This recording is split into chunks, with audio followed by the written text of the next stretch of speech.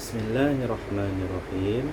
Assalamualaikum warahmatullahi wabarakatuh. Apa kabar semua murid-murid Ustadz kelas tahun 6 merah? Ustadz harap semua murid-murid Ustadz berada dalam keadaan yang sehat.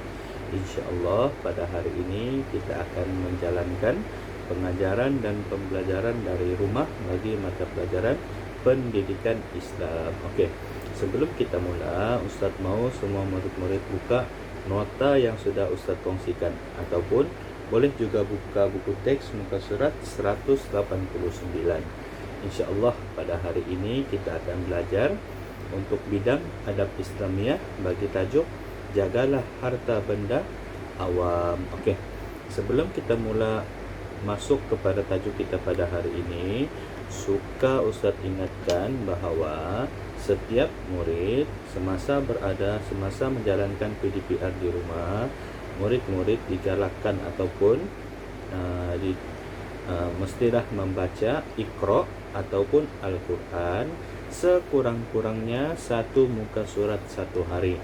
Oke, sekurang-kurangnya satu muka surat satu hari. Jadi dalam nota yang sudah Ustaz kongsikan, murid-murid mestilah mengisi kedudukan bacaan. Kalau Iqra berapa dan muka surat berapa, dan kalau Al-Quran tulis saja muka surat berapa Al-Quran. Oke. Oke, seterusnya kita akan masuk kepada tajuk kita pada hari ini. Oke, yaitu jagalah harta benda awam. Oke, yang pertama kita akan membincangkan tentang topik adab terhadap harta benda awam. Apa dia harta benda awam nih? Oke, contohnya macam tandas awam, perhentian bas, apa lagi? Tandas awam, perhentian bas, itulah yang maksudnya harta yang kita gunakan bersama. Oke. Yang seterusnya kita pergi kepada adab terhadap harta benda awam. Yang pertama, menggunakan harta benda awam dengan cermat. Maksudnya kita bersihkan, kita gunakan dengan baik, dengan betul, dan kita bersihkan selepas kita gunakan. Oke, sebab apa? Sebab ada orang lain lagi yang akan menggunakan harta benda awam tersebut selepas kita menggunakan, selepas kita gunakanlah. Oke, yang kedua, mematuhi peraturan yang ditetapkan. Oke, contohnya kalau kita pergi tandas.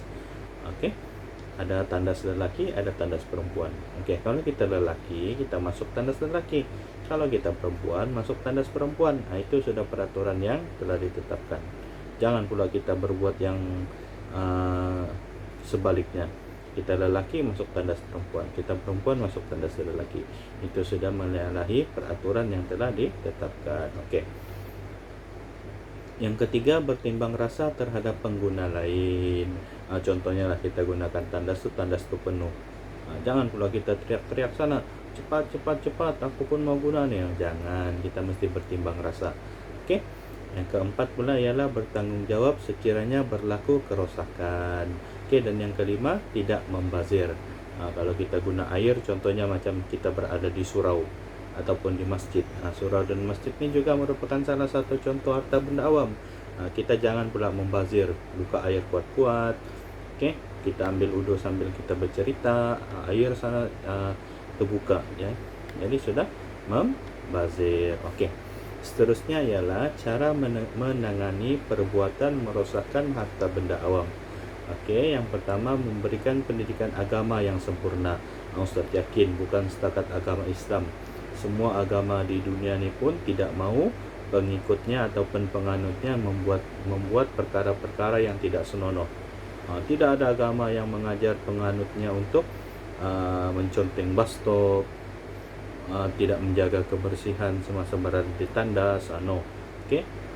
Semua agama pun, bahkan agama Islam pun menuntut kita supaya berbuat baik, terutama terhadap harta benda awamnya. Oke, yang kedua ialah menunjukkan contoh teladan yang baik. Oke. Yang ketiga, memberikan nasihat dan teguran. Kalau kita nampak adik-adik kita yang menggunakan harta benda awam nih, contohnya dia membazir, jadi kita nasihat deh, kita tegur dia, jangan membazir guna air. Banyak lagi orang yang mau guna. Contohlah. Okay. Yang keempat, mengadakan campaign yang bersesuaian. Oke. Campaign ini maksudnya contohnya jagalah alam sekitar, jagalah harta benda awam, itu campaign tuh. Oke, yang kelima, melakukan pengawasan terhadap harta benda awam. Dan yang keenam, bersikap prihatin terhadap anggota masyarakat. Jadi itu adalah dia punya cara-cara menangani perbuatan merosakkan harta benda awam. Jadi harta benda awam ini maksudnya harta benda yang kita gunakan bersama, milik kita tapi kita gunakan bersama. Kita mesti jaga dia supaya tidak rosak, kan, supaya bila kita gunakan satu hari nanti kita boleh gunakan dengan baik. Oke, saya terasa itu saja tajuk kita pada hari ini. Yang pertama tadi kita bercakap tentang adab terhadap harta benda awam, dan yang kedua cara menangani perbuatan merosakkan harta benda awam. Oke, seterusnya Ustadz mau murid-murid jawab soalan yang sudah Ustadz sediakan. Tidak banyak, ada 2 soalan sahaja.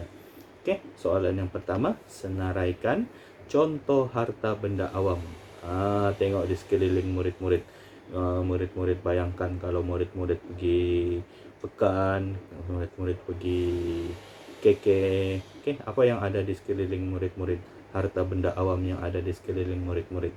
Contohnya macam tandas, surau, masjid, apalagi perhentian bus, kan, lorong pejalan kaki.